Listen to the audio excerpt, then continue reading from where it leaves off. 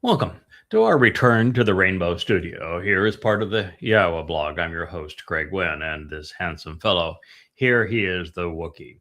We are about to begin a new chapter as part of our series exposing and condemning Paul, Christianity, and the Christian New Testament. We could, of course, play fetch with Wookiee. I think that would please him no end.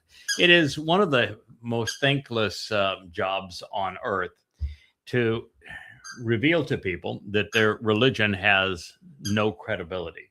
And in the case of Christianity, it doesn't. Paul was an utter nincompoop. He flunked every facet of logic. He constantly contradicted himself. He was egomaniacal. He literally a psychopath in terms of his nature. He is the person who invented Jesus. Christians don't know that because Eusebius and under Constantine's authorization reordered the New Testament and conceived these gospels that are presented in front of Paul's letters. And yet the first two of them, in fact, first three of them, are all the gospel according to Paul. First, Mark and Luke were Paul's pals. They were Paul's attachés. They traveled with him. And in Acts, we even read that Paul wanted Mark brought to him because he knew he could use him to create this gospel, and he did. And Luke, of course, mostly copied Mark, who was not an eyewitness to anything, and most certainly wasn't inspired by God. And then he added a bunch of fables, almost bringing in pagan myths of Odysseus and Dionysus to spice up the result in Grecian style. Then you have Matthew, which was written, well, Mark and Luke were written around 75 CE in Rome, 10 years after Paul's death. Matthew wasn't written until 95 CE, again by somebody who had no contact whatsoever with the events in 33 CE. It is a book of nothing but plagiarism. It plagiarizes almost 80% of Mark and Luke, and then adds from the Ebonim. And the Ebonim were Jews who wrote in Hebrew, and they are the ones who supplied both the Sermon on the Mount and the Olivet Discourse, and they were actually recording David, not the mythical Jesus. And so those books were put in front of the 14 letters of Paul. There's also the book of John. We have no idea who wrote it. It was also written in 95 CE. It was written someplace in around Ephesus and modern day Turkey. Again, no credibility to the book at all. There's no basis for believing that it was written by a quasi disciple, and no proof of its validity. Plus the fact, you're dealing with something that was written at least 6 decades after the events took place. It's absurd. I mean, if you think that there was a disciple named John, no J, by the way, until the 17th century, but be that as it may, there was a disciple named John telling the life of a Jesus. Again, the first time that Jesus's name is even written is in the 17th century, that waited 6 decades, 60 years before he would jot down anything that was said, and then he would do so by translating all Hebrew conversations into Greek 3 generations after these events took place in a country far removed from Yehuda. I mean, if you think that is the case and provide absolute no evidence of authorship, then you're out of your mind. But, that's what the religious are. And you have to then deal with the fact that there isn't even a copy of it for another 100 years after that fact. And that the most quoted story, let he who was out without sin cast the first stone with the adulterous woman, that whole story, that didn't actually appear until the 8th century. The 8th century. And so this is just ludicrous to believe that the Gospels are eyewitness accounts of a life of a person named Jesus, because there was no Jesus in first century Yehuda, which was the name of the Roman province. None. And not only wasn't there a person named Jesus, not only is Christ a Greek title and not a Hebrew one, almost everything that is claimed about said Jesus was stolen from Dowd and is contrary to what God said about Dowd. To believe that Jesus is a God and that Jesus is the Messiah and Jesus is the Son of God and that Jesus is your Savior, you have to call God a liar. Not my opinion. That's just an irrefutable fact. Read the Torah, prophets, and Psalms. In the Torah, prophets, and Psalms, it is absolutely clear, according to God, that Dowd David is the former and returning king, that Dowd David is our Savior, that Dowd David is the chosen one, that he is the Messiah, that he is the Son of God. And to claim otherwise is to call God a liar. And how in the world do you create a religion that is predicated on calling God a liar?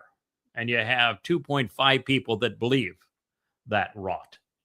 But that was the rot that Paul brought upon the world starting in 52 CE. The first 14 books of the Christian New Testament were all written by him.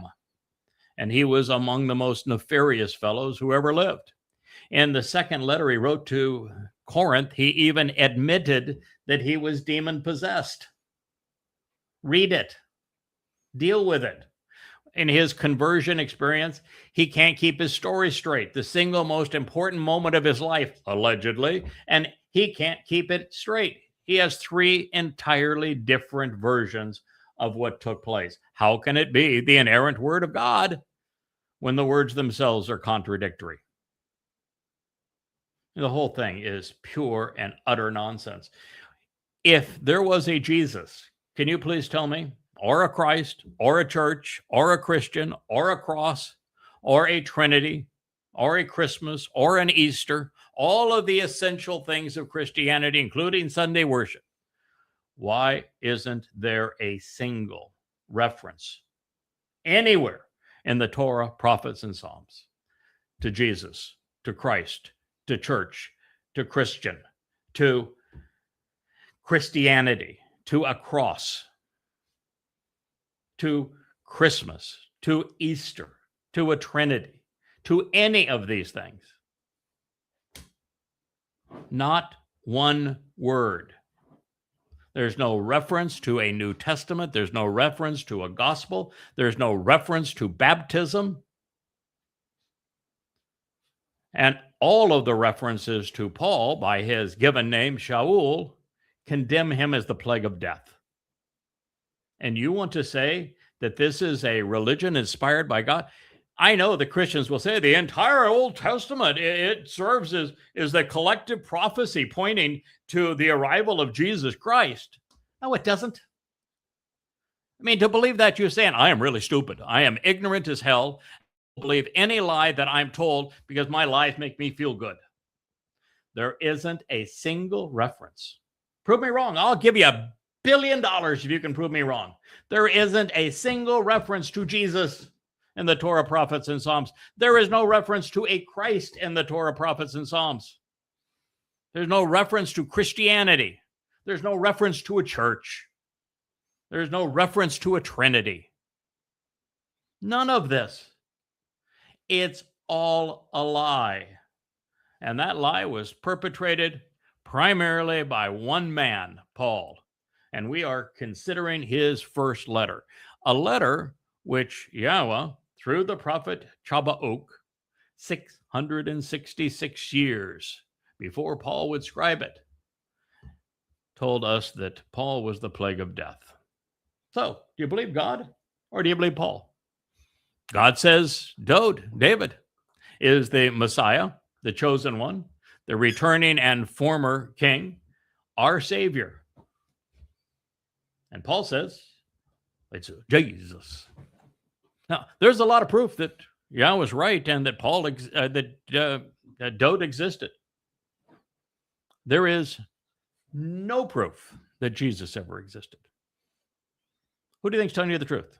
Paul or God? And by the way, you can't win this argument, because if Paul's right, then God's wrong. But Paul claims that he was authorized by the God who he is calling a liar. I mean, think it through, people. It's obvious that the Christian New Testament is a complete and utter fraud. Now, why is it that after all of this time, I'm the first person to be this blunt with you on this and say he made up Jesus? Jesus is nothing but a crude counterfeit. He is the product of identity theft. Paul stole the nature, personality of Jesus from three individuals. Dowd, the primary one. Dowd is the Messiah. Dowd is the chosen one. Dowd is the Son of God. Dowd is the one who was crucified in his second of three lives to fulfill Passover. Primarily Dowd. That's why Paul begins in Acts by telling us Dowd is dead and buried, excluded from heaven. The reason he says that is because he must steal every prophecy that pertains to Dowd, because there are no prophecies of Jesus, and he knows it. So all he can do to create the illusion that there were prophecies pertaining to Jesus is steal the ones that were pertaining to Dowd, David. And if you're a rabbi or you are a practitioner of Judaism and you're hearing these words, what in the hell is wrong with you?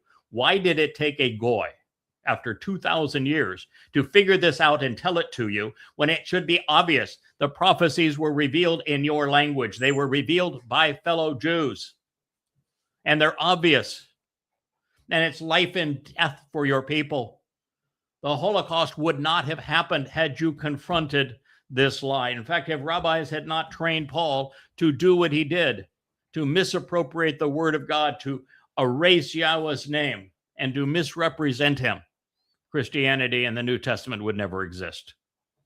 And if rabbis had stood up at this time and said, you know, Dowd, as Gabriel, God's most courageous and capable man, told us through Daniel, way back in 555 BCE, the very day he would arrive as the Messiah to fulfill Pesach, Matzah, and Bakurim. He told us in the 22nd Psalm how he would be crucified in his fulfillment of Passover. He told us that his soul, Nephesh, would carry our guilt into Sheol to enable the benefits of Matzah, leading to Bakurim. And he told us all of that 1,000 years before he endured it. And then there's no Christianity. There's no Jesus. The lie is never promulgated. Rome doesn't have a license to destroy Israel again. There is no Bar Kokhba uprising. There is no Rabbi Akiba creating Judaism as a way of holding off the diabolical nature of Paul's religion. None of it happens. None of it. All of this hell that has been unleashed upon you in the last 2,000 years is because you didn't confront evil and you actually aided and abetted it. You can go so far with the rabbis of also acknowledging, which I prove in the series called Goddamn Religion, that rabbis sold their Talmud stories to Muhammad to make the Quran seem like a religious book. And without them selling those Talmud stories to Muhammad, the Quran doesn't exist. Islam is not a religion. No one's ever heard of Allah or Muhammad. And all of the terror, the hundreds of millions of lives that have been lost over the last 14 centuries don't happen had the rabbis not done that. They are your worst enemy. And Paul was the first person to call himself a rabbi. So every bit of it's a lie. The first 14 books of the Christian New Testament were authored by one man, the man who admitted that he was demon-possessed, the man who broke every rational fallacy there is, the man who constantly contradicted himself, the man who contradicted God while claiming he spoke for God. And guess what? This buffoon who claims that he was the lone authorization of his imaginary Iousu Christou, Jesus Christ. Oh, really? Then I'm sure he was the one who introduced us to the great sayings of Iousu Christou, then, wasn't he? Are you aware that he never once quoted him? Not once. Never once. It is so utterly stupid to believe that God chose this repulsive man, Paul, to contradict everything he had said and authorized him as the lone agent to the world after speaking through 40 prophets and telling the exact opposite message. He said, oh, well, this idiot here will have him contradict everything. Sure. Oh, and then I'm going to believe that this Iousu Christou, there is zero evidence that he ever existed, none, that this Iousu Christou also authorized him when he never once cites a single word from him. You know why he doesn't quote anything from Gospel Jesus? Because Gospel Jesus wouldn't exist until 10 years after he was dead. That's why. The first two Gospels were written 10 years after Paul's death. Couldn't quote him. He didn't exist. Oh my, what a horrible web of deceit Christianity is woven upon. And all the while, Christians claim to be, that's my God. Oh, my God's going to come get you. If you're speaking against my God, then you're an evil man. You must be Satan. Okay, come on, idiots. God is not a man.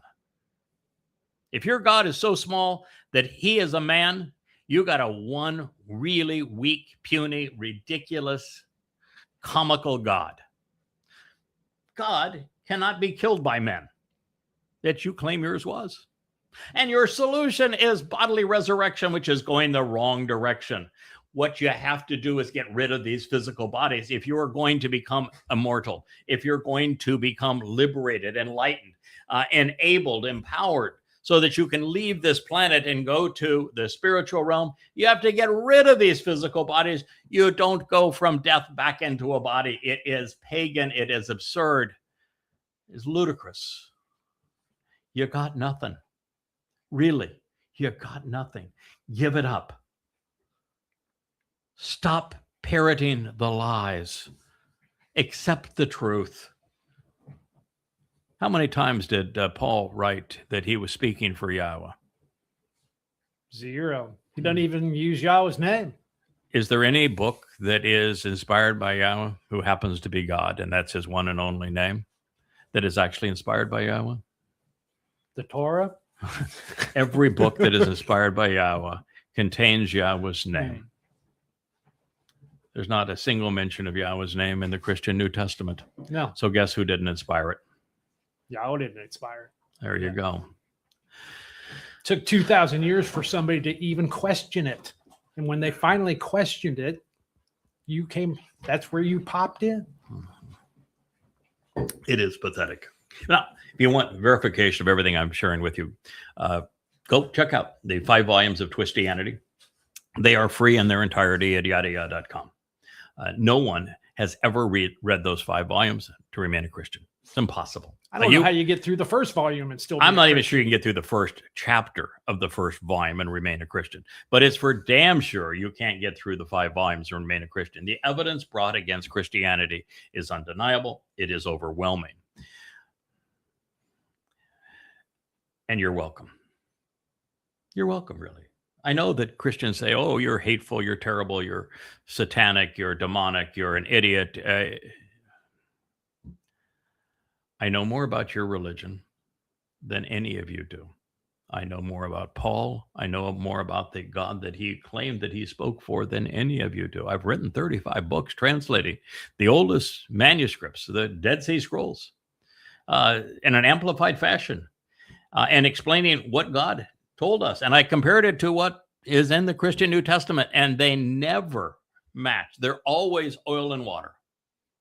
They're the opposites of one another. They're the antithesis of one another.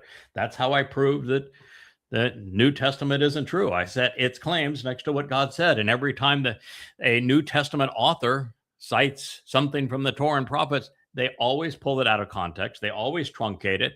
They always misrepresent it. And they always draw the opposite conclusion from it that the statement actually revealed. Not some of the time, all of the time. It was exceedingly easy to disprove the New Testament. And I did it 1,000 times over in those books. You can take advantage of what I have discovered and save yourself from it, because at the end of your life, you will find you completely wasted it if you believed in the lies of Christianity, or you can ignore it. That's your choice. But if you promote it, you need to know there's a hell of a consequence associated with that. And that consequence is a assured trip to Sheol. Paul, absolutely, unequivocally, is in the place that is synonymous with his name. Shaul is Sheol. So although the words Paulos selected, taken on their own merits, provide convincing proof that the scheme he was proposing was entirely nefarious, since the accusation that I am continually leveling against him would make him the most revolting, despicable, appalling man in all of human history, well, at least up to Trump. I would like to share something germane from this man's 6th letter, the one that he wrote to the Romans. It is appropriate. And the reason I say up to the point of Trump, there's been a lot of people since Paul that were horrible. Up to this point, Paul has been the man most hated by God. The second would be Muhammad, but Paul is the man most hated by God, based upon what he says in the prophets, based upon his claims, based upon what he's done to the Jewish people.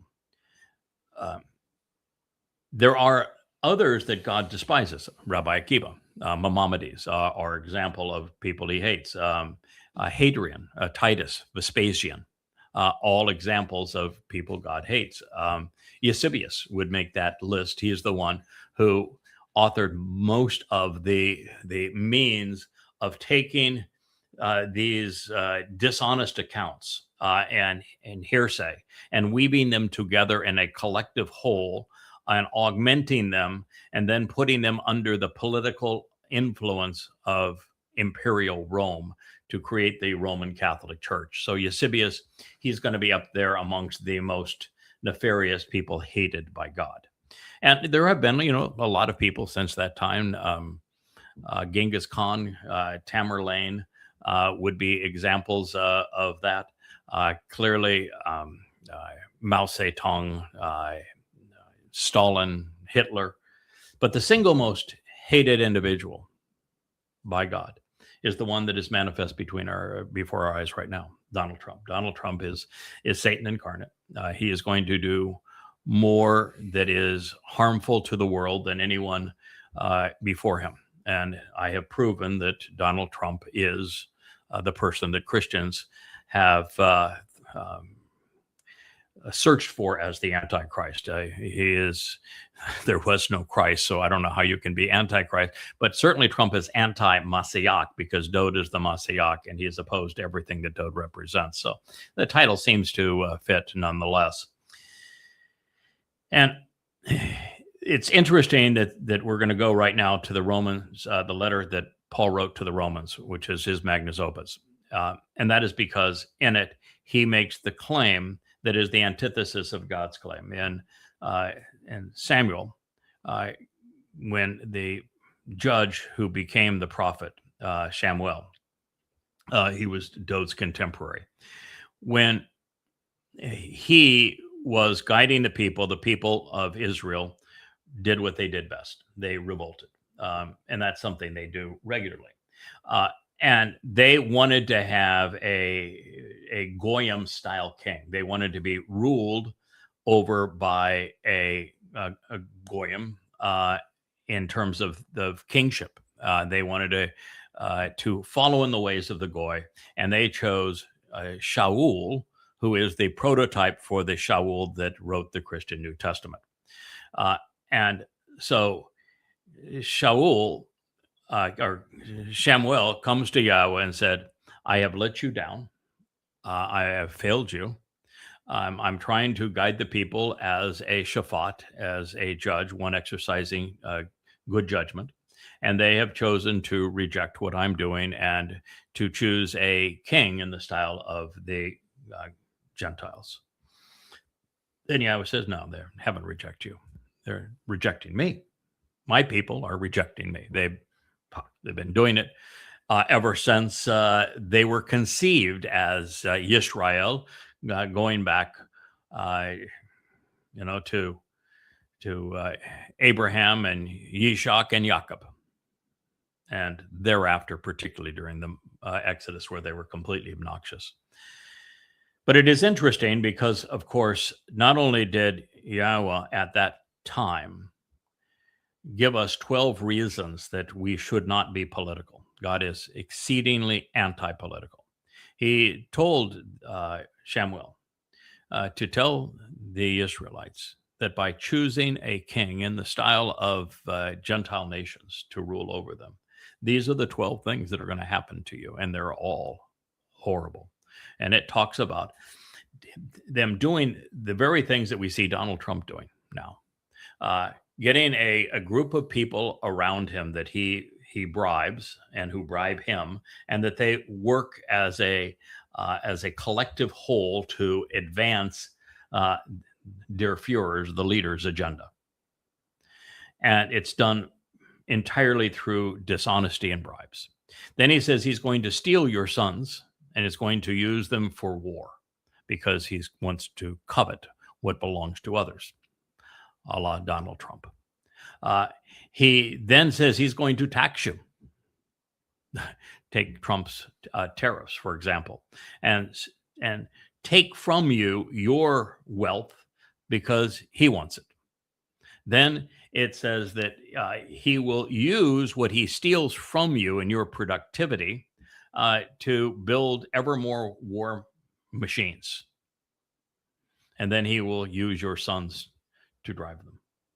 And it goes on, talking about what human governance brings. And it describes what we're witnessing today, and we've witnessed all through human civilized history. So that's a way of introducing Romans, because it says the opposite of what God says. It's one of the reasons you can say for certain that Paul did not speak for God. So he was speaking either for himself or for another spirit.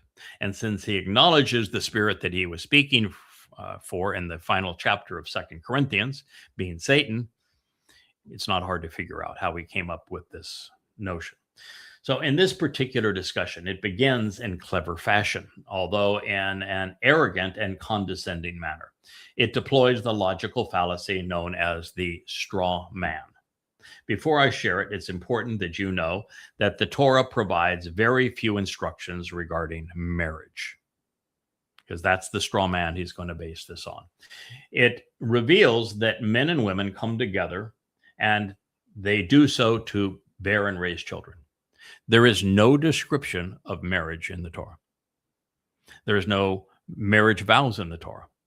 There's no tokens of a marriage like a ceremony or a ring in the Torah. There is no until death do we part in the Torah. Matter of fact, the Torah says if you don't like each other, you write a letter and you're separated and it's all done. Just write a letter. Say, I'm not happy with you anymore, and it's over. Go away. So God's got no issue with divorce. Spiritual divorce, religious divorce, different story. Religious adultery, that's not good.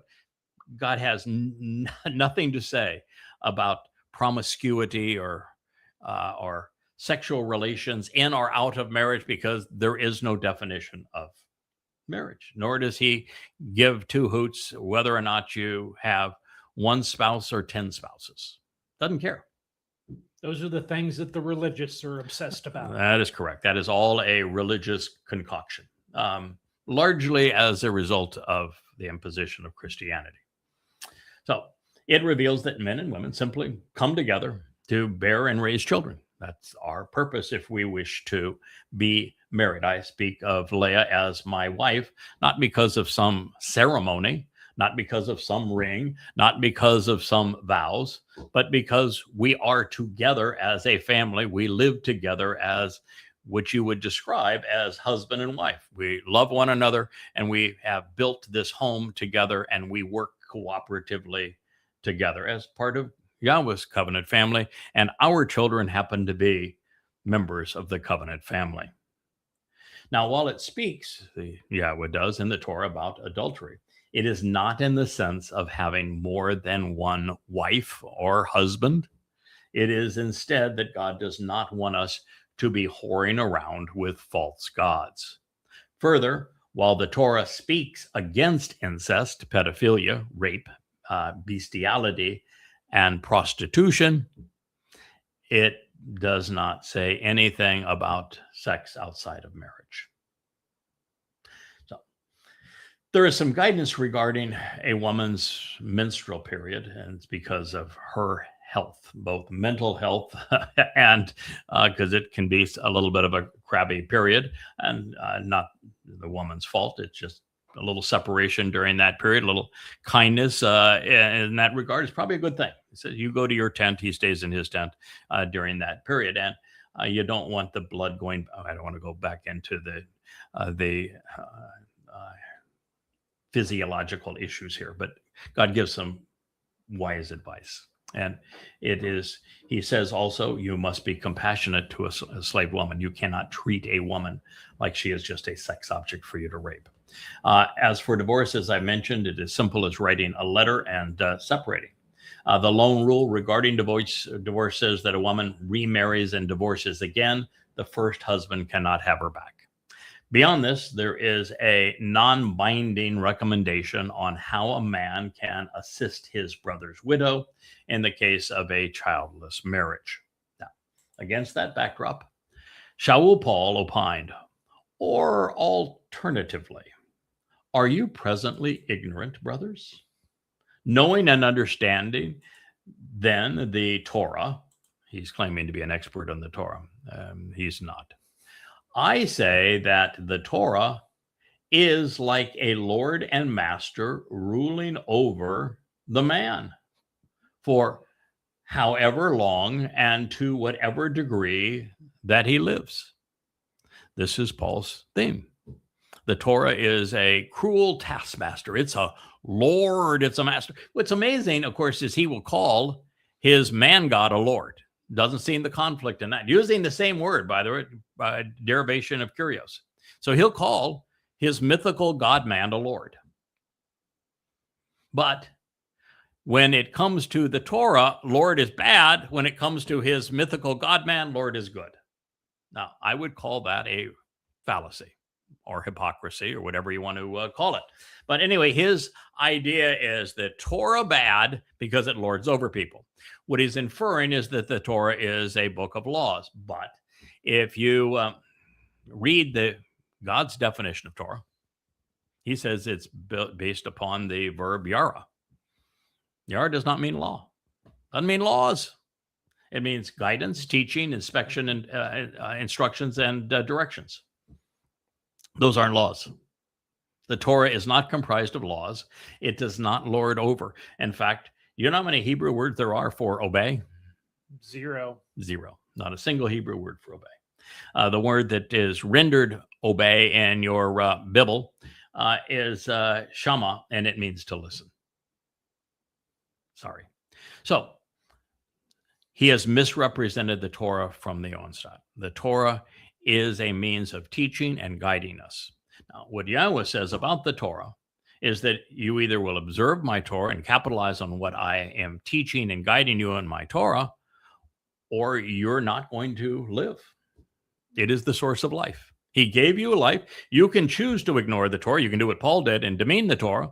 But if you do so, then you have squandered the gifts of the Torah, which are the covenant and the ability to live beyond your mortal existence and enter God's presence. So if you forego that, if you speak against the plan that God has articulated that will reconcile our relationship, make us immortal, not guilty, adopted into his covenant family, enriched and empowered through the covenant, the Bereth, through the Moedim, the restoring witnesses to the eternal testimony and these annual appointments, should you capitalize upon them, you will live forever. And you are liberated. The very first thing that God says on the first item that he etched on the first tablet of stone is that he's a liberator. The first thing he says about when he returns and there are no more religious people on the planet, that he will never have to hear the title Lord again. He hates it. Yahweh is a liberator. He is not a master or oppressor. Yahweh is the father to the covenant family. He is not a Lord. Torah is not to be obeyed. It is to be observed. It is to be listened to. It provides instructions. So Paul's premise is that the Torah is like the Lord and Master ruling over the man for however long and whatever degree he lives. Wrong. Just flat out wrong. Romans 7:1. This is called a straw man. He has created a mythical construct that isn't true. And from the false creation, he's then going to present an argument. That means that the argument is fallacious no matter what he says from this point on, because he has erected a straw man. Now, the Romans were hardly ignorant, but since they knew almost nothing about the Torah, they were susceptible to what may be one of the most twisted and disingenuous arguments ever perpetrated. Here, Paul is claiming that he is an expert on the Torah, telling the Romans that he knows and understands it. And I am assured, absolutely for certain, that Paul did not. But rather than revealing what it actually says, Paul speaks of the Torah being akin to a Lord and Master. That would be the antithesis of what God says in the first statement he etched in stone. So, for Paul to be right, God lied. If God lied, Paul cannot be right. Really that simple. There is no way with this argument that Christianity prevails. The straw man, however, bears no correlation with the truth. There is no association between the Torah teaching and guidance and the mannerisms of Satan, who is the Lord. Moreover, the Torah emasculates the children of the covenant. Emancipates, not emancipates, that is to free. It liberates the children of the Torah from slavery, from being oppressed by the human religious and political institution. The very core of the Torah is, it begins in Bereshit, Genesis, talking about the events of creation, which, by the way, are exceedingly accurate, including the 6 days, because from the perspective of a creator at the point of creation, 6 24-hour days is 14 billion years. They are one and the same. You can do the math. I've done it for you. In the beginning book of YAHOWAH, the first book of the YAHOWAH series. Then it goes into the conditions experienced in the garden. I've done a series of shows on them recently. I've written 2 books on that subject here recently. We're writing the second one, but have published the first. One of the great lessons that can be learned about the purpose of our life here is in the garden story. It then progresses from there and talks about the flood, which is a story that I have detailed and to a great extent, showing scientifically that it happened exactly when and where God said, with a with an upwelling of deep seawater, and I've traced the Burkle impact crater incident all the way up through Mesopotamia, through the area of the Black Sea, and then out through the Bosphorus Straits, at the time that God says that it took place, and for the reason that he said it took place. And then we go to the story that dominates the rest of the book of Bereshit, the first book of the covenant, which is the narrative on the covenant, which I have written 3 books to explain the terms and conditions of the covenant, should you wish to know them. But as we go to the rest of the Torah, it is all a single story.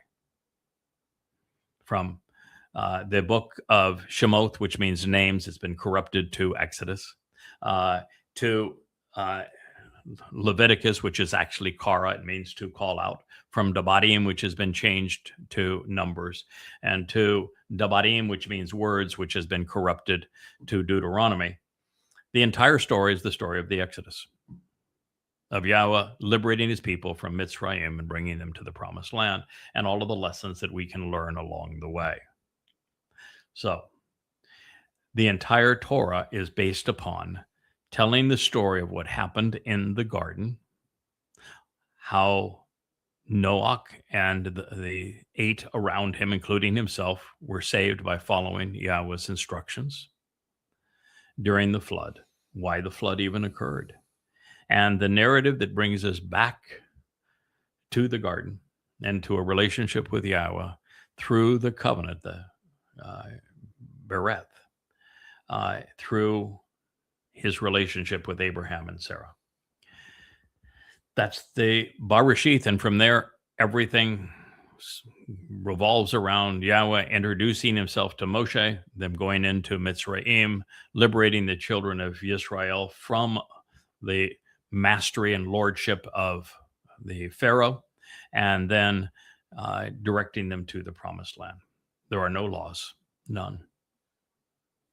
It's all about liberation. So Paul's straw man is the antithesis of what's true. So it is a liberating document from our Heavenly Father. He does not function, nor does it function as a Lord. Further, it's a thing, a written message. The Torah cannot oppress. It's Yahweh's revelation to us. So it's a thing. It's a book. A book doesn't oppress. So he is creating this straw man by turning the Torah into a person. Torah is not a person. It's words on a page. You can listen to them. You can learn from them. You can act upon them. You can benefit from them. Or you can repudiate them. That's your choice. But the Torah is not a person. It is not a Lord. It's a presentation of words. Therefore, Paul's premise is wholly invalid. Any conclusion drawn from a false premise is totally and completely worthless. Had this been an actual debate, Paul would have lost already around anyone who is informed, rational, and understands the rules of rhetoric. Now, informed, rational people who understand the rules of rhetoric are about 1 in a million today. Undaunted by the truth, Shaul Paul continued to reveal why Yahweh called him the plague of death, which he did in the book of Habakkuk. To explain, Paul wrote, under the male, a woman, to a living man is bound, restricted, and imprisoned in the Torah. No, she's not. Now, Paul's, this is the nature of a hypocrite. Paul wrote that men lord over their wives. So in the New Testament that Paul wrote, this is true, that women live in subjugation to men in Paul's writings. In the Torah, there's no such thing. There is no subjugation or lording over women in the Torah. Women have the same rights that men do. So this is an absolute lie. Religions oppress women. And they do so because religions are promoted by getting men to go along with them. And men like to oppress women. Well, the kind of men that will, act like ice, like to oppress women. Some of them will even call you a bitch and shoot you to your face. Yep. How far we've fallen. Oh, how far we have fallen. So the fact is that this is a second lie. The male does not have, as a living man, does not have a woman bound to him. There are no restrictions in marriage. There is no marriage vows. There is nothing in the Torah that would bind a woman to a man. There is in the Talmud. There is in the New Testament, and there sure as hell is all over the Quran. Those are religious documents. In the Torah, no restrictions, no being bound, no imprisonment in the Torah or to the man. None. It's the second statement after the straw man fallacy is completely fraudulent. The opposite of what's true. Now, this is the way I went about disproving Paul and the Christian New Testament.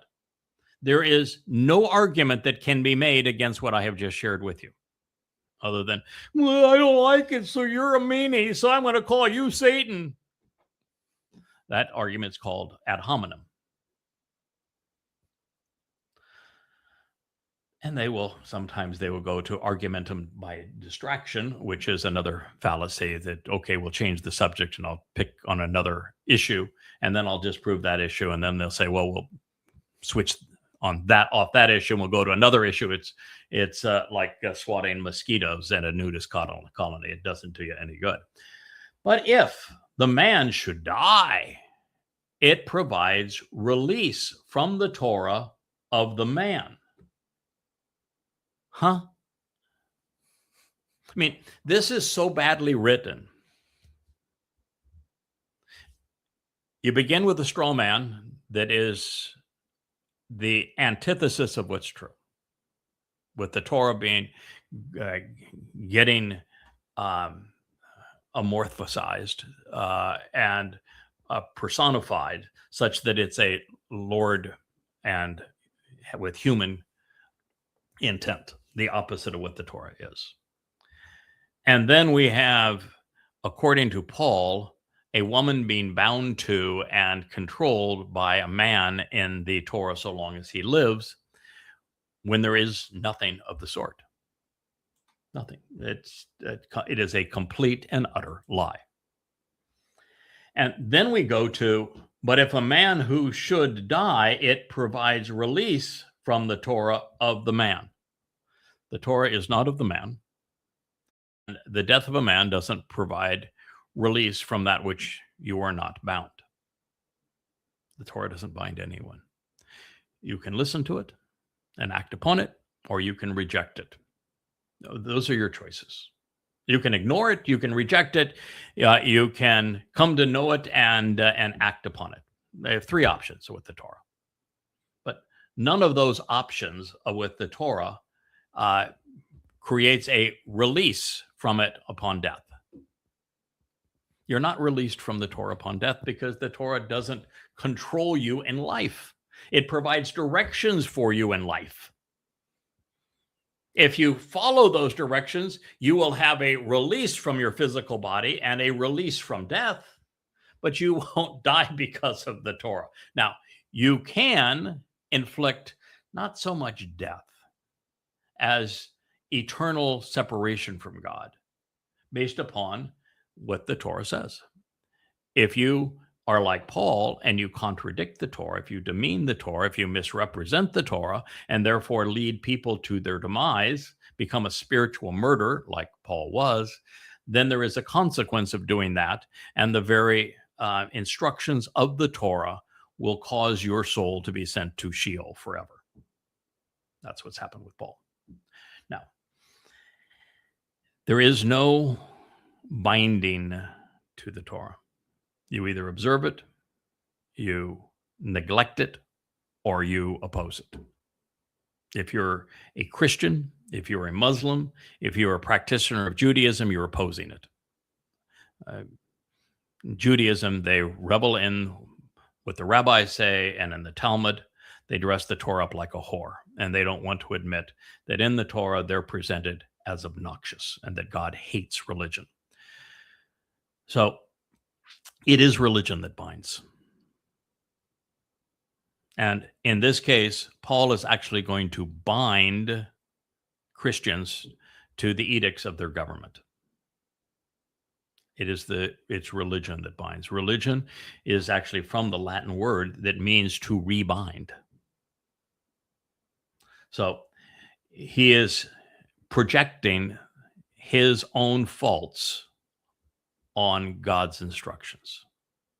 Now, if the Torah was this way, then God would be mean. Then God would be a liar.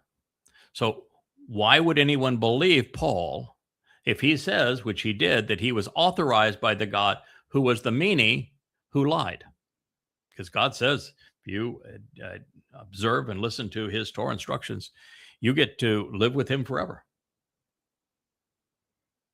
So why would anyone believe this?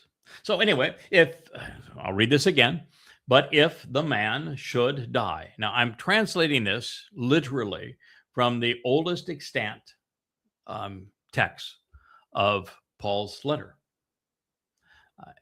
Every one of these words, and in the book, I also go so far as to provide 4 other translations, but this translation I'm reading to you has got each of the Greek words, so you can put them into a search word engine, verify them for yourself, and be certain that the translation is accurate, but it is an amplified translation based upon each word, and the order the words were laid out with a precisely accurate and literal definition. So he said, but if the man should die. Now, by the way, should die. If the man should die. Can you tell me a man that didn't die? Dowd. well, Enoch and Elijah were taken while still alive. But Dowd, in the end of his first life, he died. Yeah. Now his soul didn't, body did. So it is possible to have your soul live beyond the existence of your physical body, but everyone has a physical body that dies, with the exception of 2 individuals thus far were spared that, one of which will endure it going forward, which is Elijah, but that's another story. So if the man should die, okay, all men die. So why don't you just say, when the man dies? It provides release from the Torah of the man. There is no Torah of the man, and it does not provide release of anything. If the man dies, of course, the woman is released from the marriage, but there is no marriage contract. There's no specification of what marriage is in the Quran, in the Torah. None. So what is she released from? She's released from the man, but she's not released from the Torah of the man, because the Torah is not of the man, and the Torah has nothing to do with the 2 of them being together. Romans 7:2. Ironically, it is Paul's letters which subject, of course, women to men. The Torah says no such thing. So the preamble of Paul's argument is not only untrue, he knows that it is invalid. He knows that he's lying. Therefore, Paul was, as I would say, deceiving when he set up this argument to explain how he claims we have been released from the old written system of the Torah. But by considering his overture, we are witnessing just how devious and convoluted a misguided man's arguments can become. This is really the darkest side of humanity. This is like Satan having a conversation with Towrah. That's what this is. As a result, then, according to the man living, an adulteress she will be considered, if she may come to be with another man. That's a recipe for disaster. You're teaching people so contradictory statements. As a result, then, when you say as a result, then, and so far you've postulated a straw man based upon that which isn't even remotely accurate, the opposite of what's true, and then you've made a false statement. You can't say as a result, then. You're leading from manure into a cesspool. According to the man living. Now, he just had the man die. So how can this be a logical argument if he's just had the man die, but now he's got the man living? An adulteress she is considered if she may come to be with another man. No. If her man were to die, she can be with another man. Absolutely, unequivocally. Why would Paul say the opposite of that? If her man were to die, she can be with a living man. Now, she can't be with a dead man. She can't be with her man that has died, because that would be necrophilia. Bad. Don't do that. But she can be with another man. So this is not true. Moreover, when Yahweh speaks of adultery, he is almost never speaking about sexual relations. He's using this concept of sexual relations because it's clear to us. It's a wonderful metaphor for us to grasp what he experiences when his people are disloyal to him and unfaithful to him. That's the whole story of Hosea, when Yahweh says, I want you to marry a religious prostitute, a religious whore, so that you understand the kind of infidelity that I have been dealing with all of this time, and why I'm divorcing myself of Israel because of their religious infidelity, not sexual infidelity. God's not having sex with these people. And so when he describes the consequence of adultery, he is speaking of cheating on him through religious gods. Anyway, so the result, and according with a man living, an adulteress she will become if she may come to be with another man. Absolutely false. If the man is dead, she can be with another man. But if the man might die, she is free from the Towrah. Her not being an adulteress may being with another man. Okay. I guess this is circular reasoning here. The man dies. She is free of the Towrah of the man. There is no Towrah of the man. And the Towrah does not control. So double fallacy there. But if the man lives, then she is an adulteress. But how would she be an adulteress if the man lived? Because he just said that the man dies. But now if the man might die, then she is free. Well, she's not free of the Towrah. She's free of the man if he dies. She can be free of the man by divorcing him too if she wants to, but she is absolutely free of the man if he dies. Pretty straightforward on that one, pal. But she's not free of the Towrah if her man dies. The Towrah and her husband have no correlation. The Towrah is a book of words, of instructions from God. A husband is a person. The life or death of a husband has nothing to do with the ongoing validity of the words inspired by God to provide us guidance. These are unrelated things. You might as well be talking about garden slugs and stars in the sky.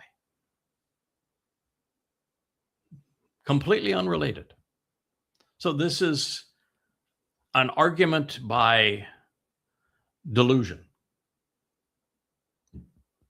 Now that makes sense. She is not an adulteress if her man dies. Well, by the way, she may be, because who knows what she was doing before her man died. But the fact that he's dead does not make her one thing or another. And it has no correlation to the Torah. Okay, that was Romans 7:3.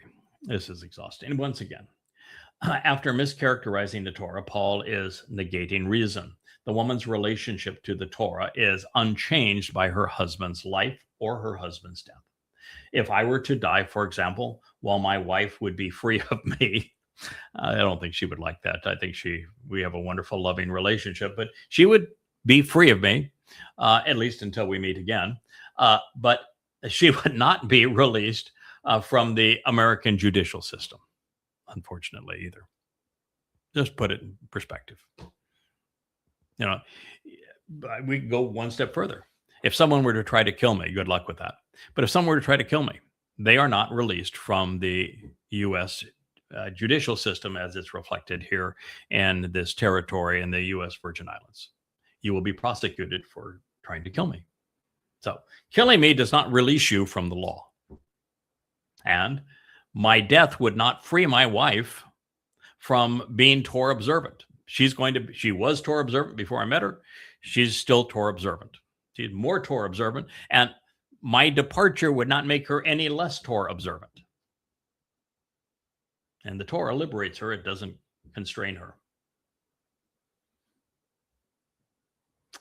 The Constitution of the United States is unaltered by my demise, as would be my widow's rights under it. Whatever rights she has in America upon my passing, she would retain. They don't go away because I'm gone. The only reason that the widow would not be considered an adulteress for being with another man is that she is no longer married. You aren't married if your husband died.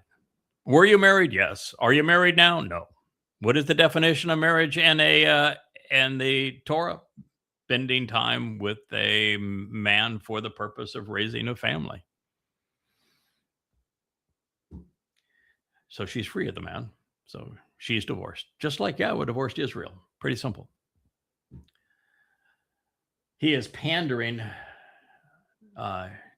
after being illogical. He is now pandering to the Romans he served. So as a result, we have another so as a result after this litany of fabrications. I tell you a lie. I tell you another lie. I tell you yet another lie. And as a result of my lies, so as a result, brothers. Of mine. Okay. Also, you were put to death. He's talking to the zombies. You were. The religion of this is, by the way, Paul's magnus opus. This is Paul's greatest letter, is the letter to the Romans. And the religious spend thousands of hours trying to explain this. Oh, studying this letter. And here is Paul in the 13th chapter of his greatest letter, his letter to the Romans. And he's just telling you that you were put to death. Okay. You were put to death in the Torah. You were put to death in the Torah. The Romans don't even know the Torah. How can they have been put to death in the Torah? And if they were dead, they couldn't listen to it. You were put to death in the Torah by way of the body of the Christu. Okay, Christu never existed. Never. And the body of Christu is absolutely irrelevant. Now, the body of the Passover lamb, who happens to be David, the very Son of God and the actual Messiah, the Mashiach, not the Christo, served to fulfill Pesach by opening the doorway to life.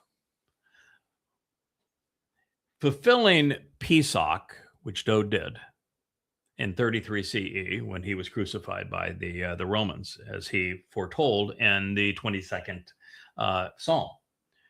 When he fulfilled Pesach, he was fulfilling the Torah.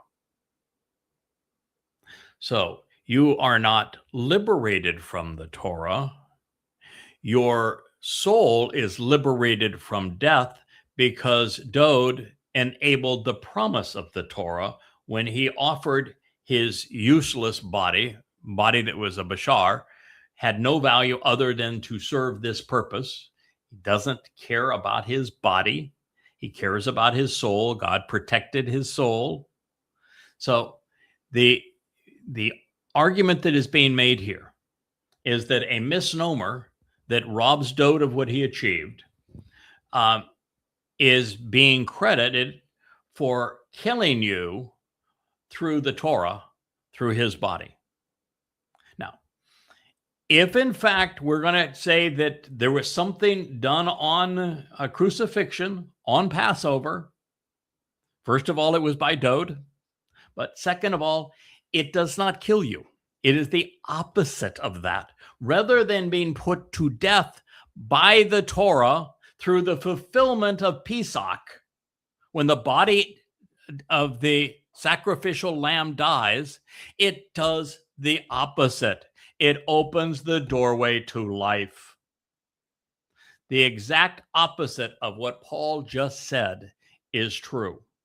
If you are a Christian, throw away the New Testament now. Disown Paul. It is all based upon a lie. There was no Christo, there was a Dowd.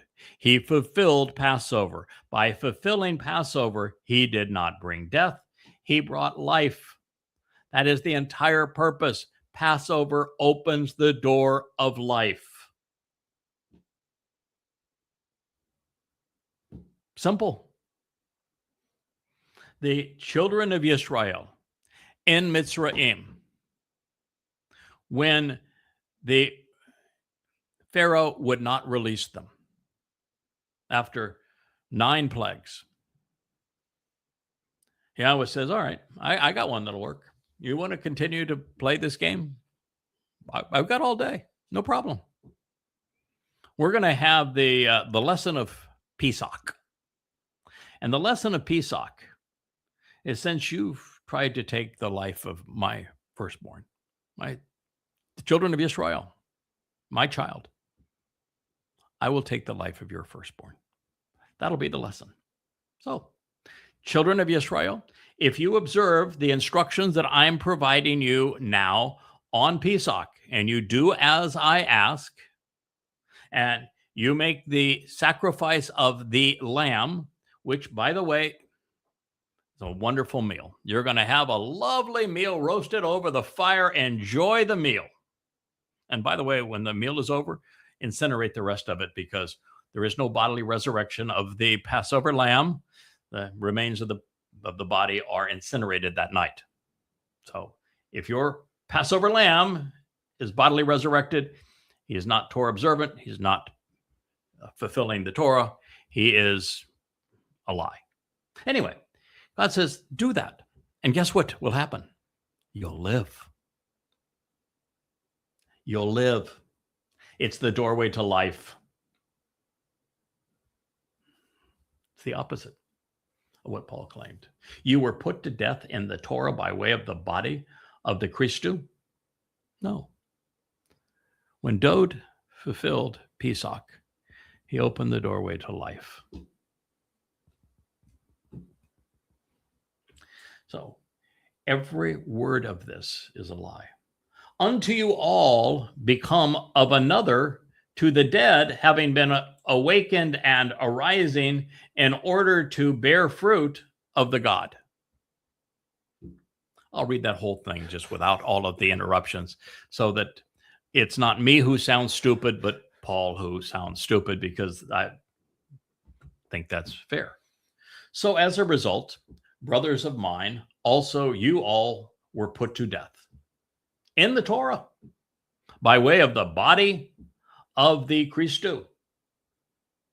Into you all become of another, to the dead, having been awakened and arising, in order to bear fruit of the God. So he is touting this notion that you bear fruit if you die, and that there is a bodily resurrection. No. If you die and you are a physical being again, you have destroyed any chance of ever being in God's presence, ever leaving this earth, ever being immortal, ever exploring the universe, any of it. And the fruit happens to be the fruit of the tree of knowledge and the fruit of the tree of lives. It's Yada who is the tree of knowledge. It is Dowd who is the tree of lives. And the ultimate fruit is what is delivered on Bakurim. Paul never mentioned matzah or Bakurim.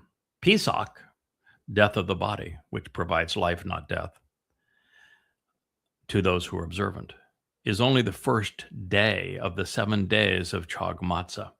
And it is on Matzah where Dowd's nephesh soul carried our guilt into Sheol so that we could become first fruit on Bakurim, the very children of God.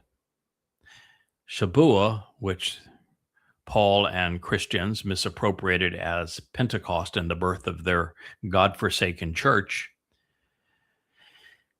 is a harvest, and it is the second bearing of fruit. The third is on Towrah. Those are the three harvests. Those are the 3 times you bear fruit. And according to God, he has an Adamah Parah, which is a man who is the bloody man of the earth, who as a bull bears fruit. He has 3 Zeroah. Zeroah is from Zerah, seed, which are sown and cultivated to produce a productive harvest. Paul ain't one of them. You don't bear fruit by dying. You don't bear fruit by being separated from the Torah. Christu never existed.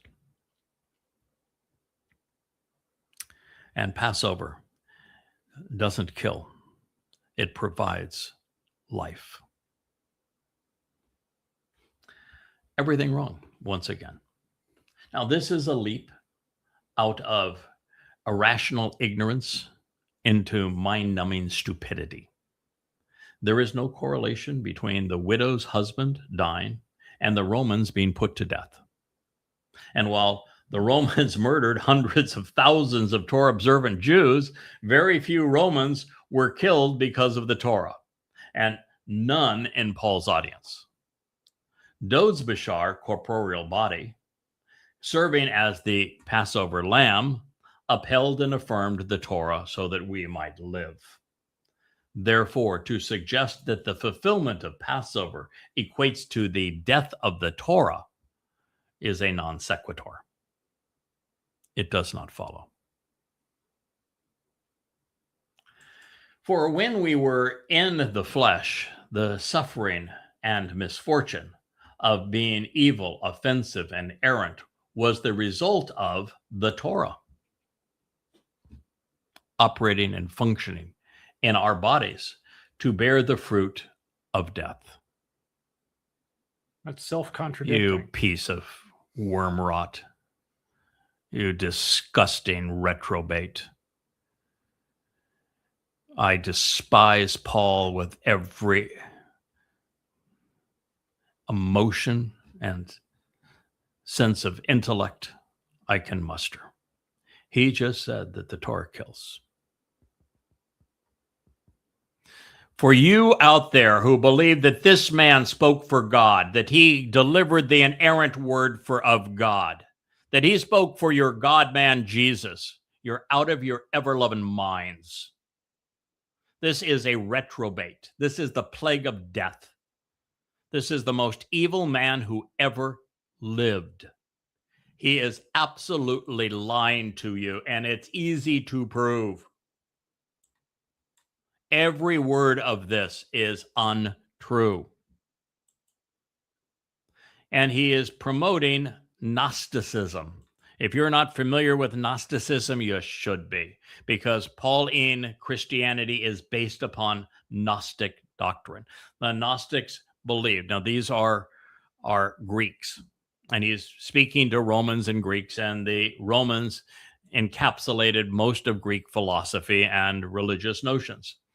The Greek philosophers were all wrong in their pursuit, not only of pagan religious myths, and they all were wrapped up in pagan religious myths, but in their promotion of Gnosticism. It is synonymous with Greek philosophy. And Gnosticism, the real world is bad. The flesh, the real world, no, bad. There's an imaginary world out there that's good. So this spiritual world of make-believe, it's good. Real world, bad. Now, the reason that people who are empowered come up with that kind of lie is because they want to control you in the real world. And they say, okay, I know your life is miserable. It's just really terrible, but not to worry, because there's a world to come where it's going to be wonderful. That's the lie of Christianity. It's the lie of Islam. It's the lie of Judaism. It's the lie of religion. They want to control people in the here and now. They want to plunder them of their freedoms and their prosperity. And so they say, okay, yeah, that's your life in the physical realm is terrible, but got promises of a wonderful life to come. And people buy it. And that's Gnosticism. And the reason that Paul chose Gnosticism to pursue, not only because it would appeal to the Greeks and the Romans, because Paul hated circumcision. Circumcision is the sign of the covenant. If a man's not circumcised, he cannot participate in Passover. And if you can't participate in Passover, then your life ends when your life ends. There is no life after this life for any man that does not participate in Passover. But if you don't participate in matzah, which Paul never spoke of, and that's the more important of the 2 days, if you don't participate in matzah and accept what it represents, then you're still slathered with religious guilt, which means you now are immortal, but forever separated from God. And that place is called Sheol. It's a black hole akin to hell. That's what he's promoting here. So when we were in the flesh, what do you think he is now? Still in the flesh. Absolutely. Suffering and the misfortune of being evil, offensive, and errant. He is, by the way, still offensive, evil, and errant as a result of the Torah. Now, Paul would actually go as far as to say that I'm a sexual deviant, but I would not know that I was a sexual deviant if not for the Torah. So it's the Torah that makes me a sexual deviant. This is such a horrible man. And read again the conclusion of 2 Corinthians. That goad, that thorn in his side, it's a messenger, therefore a demon from Satan to control him. He admits it. He was demon possessed. He is evil. He is offensive. This is what God calls him throughout the Torah, prophets, and Psalms. Evil, offensive, errant, the father of lies. But he wants to blame being miserable, misfortunate, afflicted, uncontrolled, having uncontrolled impulses and sexual desires, being errant and misled, being sinful and wrong as a result of the Torah operating within us. If the Torah is those things, then God is one mean son of a bitch. Why? I guess he would be a bastard. I don't know. He can't be a bastard because he wasn't born. All right, he's meaner. If the Torah operating inside of us is meaner, then God has to be super meaner. Why? What did he write in the 31st chapter of Jeremiah? He was speaking to Yisrael and Yehudim, and he says, with Yisrael and Yehudim, I am going to, that would be Jews and Israel, not a church, not Goyim. He said, I'm going to renew and reaffirm my one and only covenant. I'm not going to create a new one. I'm going to restore and reaffirm it. And he then says that it won't be exactly like the experience during the Exodus when he says, I led you with a firm, uncompromising hand, resolute hand. That's the only difference. Why did God have to lead the children of Israel with a chazak yad? Because they were ignorant, they were religious, they were obnoxious, they didn't know Yahweh, they had no interest in him. He made a promise to Abraham that things would work out a certain way, and the only way for that to happen, since the children of Israel were experiencing genocide under Pharaoh, being worked to death, and they were the victims of apartheid and genocide there in Mitzrayim, they wouldn't even have existed. And so Yahweh liberated them, but he took them kicking and screaming with a firm hand, resolute, uncompromising. When he says, when I renew my Torah, the one difference will be, I'm not going to take you kicking and screaming. You're going to come of your own free will or not at all. And then what does he say he's going to do? He's going to write his Torah in our hearts. He's going to write his Torah inside of us. So Yahweh is on record. And the only place that even hints at a New Testament of saying that he's going to resolve the problem of man when he reaffirms his Torah and his covenant by writing his Torah inside of us. Now, wouldn't that just take you back to the opposite of what Paul claims? Paul's claim that I did a Torah-ectomy. I removed the Torah from you and you're healed. All we had to do is cut out the Torah like it was a cancer and you're healed. And Yahweh was saying, you're really sick, so I'm going to cure you by inserting my Torah inside of you. That's what Yahweh says. You can read it in the 31st chapter of Jeremiah. And this is what Paul says in the 13th chapter of his book to the Romans. They are the opposite. Paul is saying the Torah is the malignancy that you must have extracted from you to live. And God is saying the Torah is the remedy that when put into you will cause you to live. So I'm going to leave it there. We will return to this in our next program because I think it is one of the most interesting ways to show just how faulty, how irrational, how nasty the central book of the New Testament is. I mean, it's no book in the New Testament more important than Romans. And I want you to know just how offensive this book is to God, to our intelligence, to logic. And if you're a Christian, you have nothing to argue in favor of here. Everything Paul says is a lie. Everything you believe as a result of what Paul lied makes God a liar, if it were true. And by calling God a liar for saying that his Torah is the sickness that needs to be removed, as opposed to the cure of our sickness, then you have proven that you can't be trusted. And that is the case with Paul. He is the single most hated person in all of the human experience up to this very moment in time where Donald Trump is now surpassing Paul as the most reprehensible human to have ever lived. That is where we are. So I thank you for being here. I love being in the Rainbow Studio. I hope you've enjoyed this program. I know I get pretty animated here, but there's a good reason.